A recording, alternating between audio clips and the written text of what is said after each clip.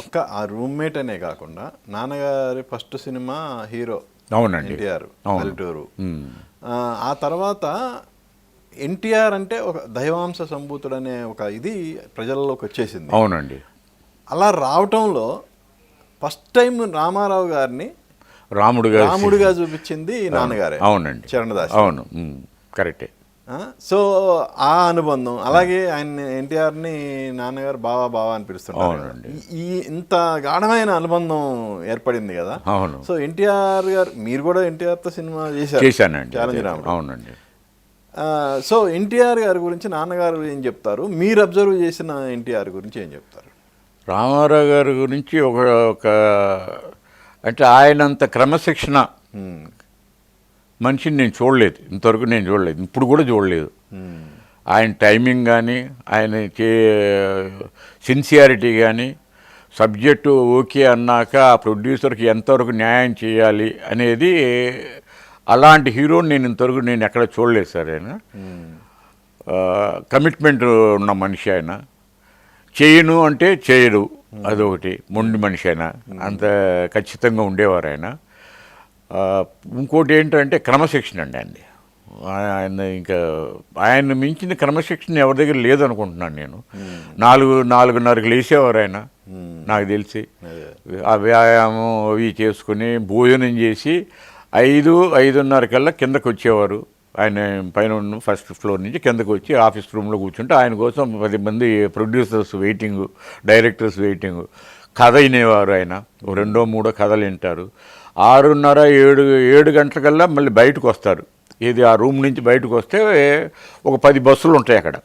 ఎక్కడ ఆంధ్రప్రదేశ్ నుంచి తిరుపతికి వెళ్ళి వెంకటేశ్వర స్వామిని చూసేసి ఇక్కడ శ్రీరాముడిని, కలియుగ శ్రీరాముడు చూద్దామని వచ్చేవారు అనమాట. అట్లా జనం ఇది ఉండేది. అందరికీ నమస్కారం చేసి చాలా ఆప్యాయతగా అందరినీ పలకరించేసి వాళ్ళందరిని పంపించిన తర్వాత 8 గంటలకి స్టూడియోకి వెళ్ళేవారు. ఎందుకు 8 గంటలకు వెళ్తున్నారంటే 9 గంటలకు ఫస్ట్ షాట్ రెడీ అవ్వాలన్నమాట. సో దీనికోసమే నేను అంటున్నాను క్రమశిక్షణ అనేది. ఇప్పుడు మామూలుగా నా కోసం ఇంతమంది వెయిట్ చేస్తున్నారు, నేను స్లోగానే లెగుస్తాను అని అనుకుంటే మాత్రం అది అయ్యే పని కాదు ఆయనకి. సో అది అట్లా తీసుకుని ఆయన లైఫ్ అట్లా క్రియేట్ చేసుకుంటూ వెళ్ళిపోయారు ఆయన. ఒక ఎన్టీఆర్ అనే కాదండి, ఈవెన్ నాగేశ్వరరావు గారితో కూడా నెంబర్ ఆఫ్ పిక్చర్స్ చేశారు. అవునండి. మీరు అన్నట్టు ఇల్లరికం, అవును, పిఏపి సంస్థకి మా బాబు కూడా ఆయనే, మా బాబు కూడా నాగేశ్వరరావు గారి.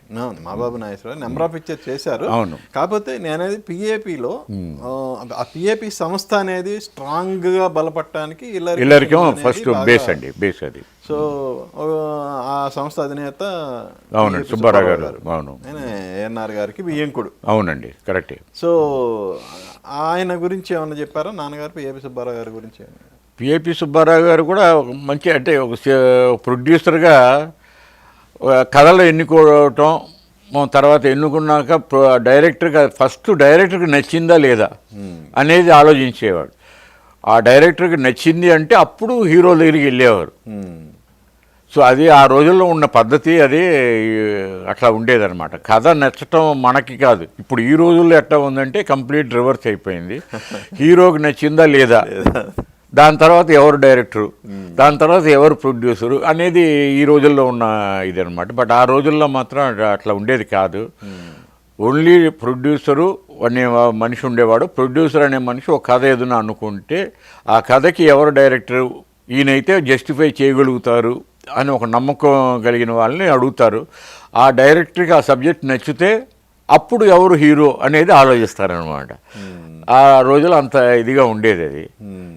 ఇప్పుడు ప్రస్తుతం మా ట్రెండే మారిపోయింది కాబట్టి దాని గురించి పెద్దగా మాట్లాడే పని లేదు. సత్య